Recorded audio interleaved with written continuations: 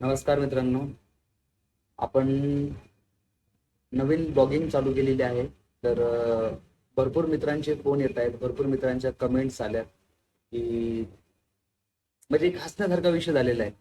तर मला त्यांना सांगायचं एकच आहे की माझ्या घरात लागणाऱ्या गोष्टी किंवा मला लागणाऱ्या गोष्टी मला कोणीही देत नाही.